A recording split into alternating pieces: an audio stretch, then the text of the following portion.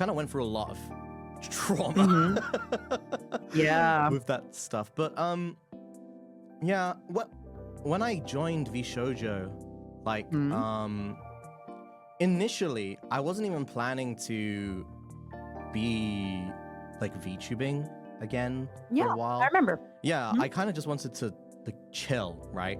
And then I got the offer for VShojo, and I was like, oh, I guess like I'll join because it's like once in a lifetime opportunity, right? Yeah. But when I joined, I changed so much, right? I changed so much of the things that people liked about me, right? I stopped completely NSFW anything. I didn't even have an NSFW tag. I had like 20 different channel rules. I switched from YouTube to Twitch only, and and then I took like fucking already like 7 to 8 month-long breaks or half a month breaks, right? Because I really just wanted to kill my shit, and I think I mentioned it to you too, like already before. I just wanted to kill my shit because I was so done with like everything related to VTubing and stuff. But I was like, but I have this, but I don't know. I don't want to deal with these people anymore. And now, I was talking about this with my chat probably like 3 months ago, because this is when it started a change. My community is a lot smaller now because all these people have gone, which of course, like I said, I did that like intentionally, right? But of course, from this point onwards, it feels like everyone that's in my community is someone I really, really like. And it's feels good. Like, I haven't had community drama. Isn't that insane? Like, I had so much before. I have nothing. There's no community drama.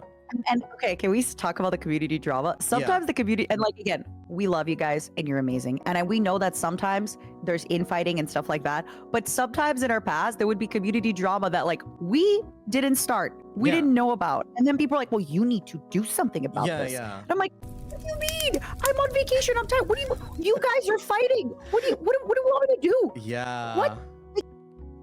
And again, I get it. It was dramatic. Everybody was on their stuff, but I completely get you on the community fighting where you're like, yeah, you guys are doing great and we're happy. Oh, someone said, is it a YouTube versus Twitch thing? I really don't think it's a YouTube versus Twitch thing. Like, I think that's a part of it, but if you look at some Twitch streamers' chats, they're pretty much the same, to be honest. I wonder, I have this theory that it's a corporate thing. And I think it's because people kind of know that there's things that you can't really talk about. Yeah, so they push it. Like I've talked about it before where like, I wish I would have been allowed to address, because like, I wish I would have been allowed to address things. Let's just say theoretically, there's something happening where people think, you and I collab. And I'm like, you're such a little freaking shitbag. This is why your mom doesn't love you. And people are like, whoa, Matara, you really hurt him with the words that with you, actually. I remember. All the time. Yeah. People would be like, Matara, that was really hurtful. But then it doesn't stop there. People would like make these huge threads on everywhere. On Twitter, on TikTok. My comment hates everyone, and my comments would be flooded with that. Yeah. And I talked about it where I was like, could I please just address it really casually? Right. Like, oh, hey, I had a collab with Kuro, by the way, remember that collab when I said that? You know I didn't mean it. And he'd be like, oh, girl, I know, we were joking. I called you old and stinky too, don't worry. But I wasn't allowed to address a lot of those things. And I feel if I were to be allowed, I think it would have helped a lot of that. But this is why I also think that infighting and stuff started, is because we weren't really able to. And the thing is, like, some people did address it, but I think it's because I fucked up. I would ask for permission and then get told no. Yeah, and I think what a lot of people did is they asked for forgiveness instead of asking for permission. You would have to just do it and then reap the consequence after. Yeah. That was my problem, is I would ask for permission. Yeah. Because then people know, and then you're gonna be told no anyway. You know? Yeah. I think in relation to that, something that I regret a lot was having to apologize for the wrong things. Like, there were so many times where like I'd apologize for something on Twitter. That I apparently said or did or whatever, and then people would be like, "What? Why are you apologizing for this? You shouldn't apologize." I'm like, "Yeah, I know. I know. I know I shouldn't. Yeah. But it is what it is. So whatever. But oh well. But genuinely, like and this is where like sometimes I wonder if it's like the Stockholm syndrome of like, because I'm out of it now, I look back and I'm like, haha, it made me me. But I genuinely feel like it definitely did. It's just one of those things, you know, like you have to go through certain things to grow as a person. Like, it's just one of those things. Yeah. And I'm just so like, okay, so my pal tells me this all the time, where he's like, you're a little jaded.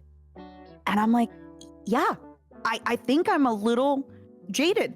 I think so. I think jaded is the right way to talk about how I am now. I'm a little jaded. I'm a little slower to trust. I'm a little, it takes me a little longer to warm up to people. Yeah. But hey, we're here now. We're alive. Yeah. I mean, yeah, I agree with you. I think it definitely made me who I am today. And I feel a lot more chilled out. Oh, yeah. I was so stressed like 24/7. So right? now I'm like chill. I'm good stressed now. Like this before closing the chapter. Okay. I did very similar to you, where I kind of wanted to get away. I was like, the people who want to find me will be here and they'll be amazing. But I really wanted to like start anew and like, you know, try again. And I'm really happy. And now that I feel and for me, it's kind of different than for you. For you was like to get away from the sexual stuff, but also for me, and the drama, for me was mainly because I was scared that before I build my community, I could still get the trolls back. And I was scared that then I wasn't going to be able to like have a normal community if I kind of like, basically if my community starts and it's a lot of the trolls coming in, then I would have a harder time building a real good community. Right. But now that I have, I'm kind of not afraid of growing. I'm like, okay, if we grow and we get hate, I have a community to back me up. You have a good community. Yeah. Yeah, we it really would definitely have been like, bad if that, like, if you debuted. But it could have. It could have. Exactly. Yeah. It could have just been like people waiting. You know. Yeah. Like your viewership is just people waiting for you to say something to farm some fucking clips. Between you and I think a lot of people were waiting for either of us to do that. Oh, yeah, so I'm really proud of us. And I think like we did it really well. We're like we had really.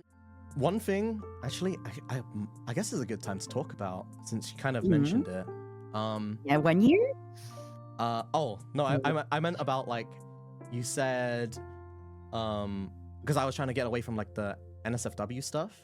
Yeah, yeah. I'm actually like fine with doing NSFW stuff. Yeah. But like the only reason I stopped all that is because it felt like the people who liked me for that stuff, even though I hadn't done it in a long time anyway during that time, they kind of treated me like a child. Oh yeah. Like, oh yeah. I don't know how to explain it. Like they would baby my little me. Baby boy. Yeah.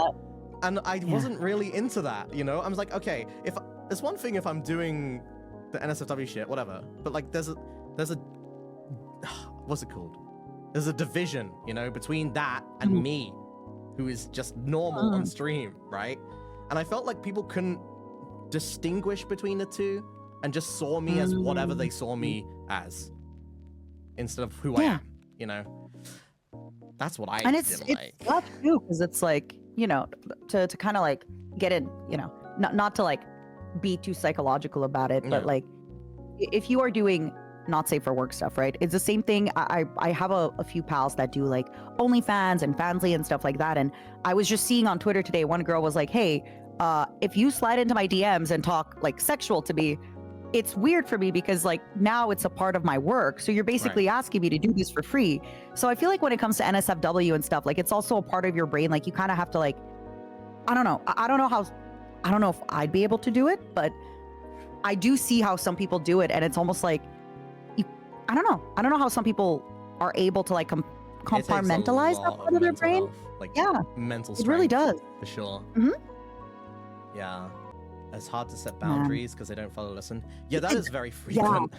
The boundary, because it's also easy to like, even if you're doing things that you agree with and you're okay with, I feel like it's easy sometimes because sex is also like so taboo for a lot of people that you can easily kind of cross your own line without realizing that there's a line there because you've never crossed it before. Right. So then you're doing something and you're like, wait, guys, I know I did this yesterday, but now I realize today that that's the boundary. Can we not do this? But people are like, can you do that thing you did yesterday? They don't care. They do not. And you're like, no, guys, I'm telling you, like, I actually just realized it's a boundary. Can we not do that? And then people are upset. And, you know, maybe rightfully so because they want that content from you. But you're like, no, guys, I didn't know it was a boundary because I hadn't crossed it before. But now I know it's a boundary because I've crossed it and I don't want to cross it again. Did I explain that properly, you guys? You get that, right? Yeah. Okay, good, that makes complete sense. Sometimes when I get into my head a little bit, I'm like, even with all the pain I went through, I am very proud that that was something in my life because it taught me about NDAs, first of all. It taught me about keeping my, I'm sorry, I'm going to swear. It taught me about keeping my fucking mouth shut. It taught me a lot of stuff that I think I wouldn't have been able to learn otherwise. And I'm very, very grateful. Genuinely. Like, genuinely, I think it has taught me so much. Speaking of NDAs and mochi, let's break a few. So she was telling me, like, I'm actually curious about you now, but she was telling me that when she left her previous job, she didn't even like sign anything. I did. You did? Yeah. Okay. So she just fucking... Okay. You know what? They still owe me like $400 because it's probably a little more because I sent back my phone and they never paid me back for that. Oh, for like shipping? Yeah. All right. Okay, you know, when I left, I was like, they sent me a message. They were like, hey, would it be okay if we, the way they would do this, they'd be like, is it okay if we restock this merchandise? And I was like, actually, thank you for asking. I would prefer that you didn't. I would really just want to, you know, like leave and let everybody lie down and forget. They're like, oh, no, we weren't asking. We're just letting you know that we're restocking this merchandise. And I was like, okay, then why did you say, is it okay? Why did you say, is it okay? But they did restock a lot of merchandise right before I left, and I'm supposed to receive a percentage of that. I don't think I'm ever receiving. I don't think I'm ever going to receive that percentage. I don't think I'm. Right. I never received it. I mean, and it's one of those things where it's like they definitely got merch again. Right. Before, you know, when I was leaving to sell it. Yeah, I mean, there's even stuff with me, you know, like there's like plushies and stuff that are still in like those crane games and stuff. That are around. Yeah. There's also a lot of animate stuff that's still around. I saw when I went to Japan.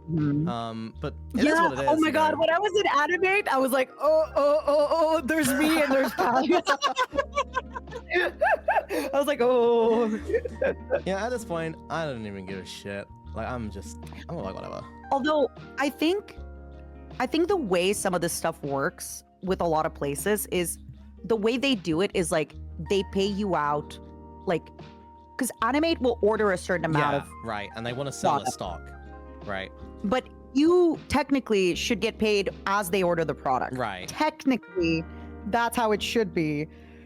But yeah, there's definitely a lot of that stuff, which again, you know what? Whatever. Yeah, it's worth whatever. it.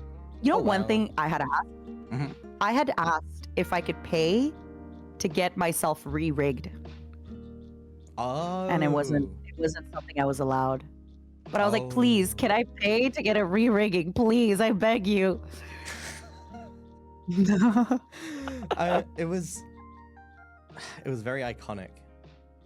I know. Stiff. You had a very big mouth. Like when you go, it was nice. All I did, everybody needs to understand, all I could do was just like happy, the D, semicolon D. That's all I could do. Yeah. colon D was your like thing. That was it. That was just it. Colon D.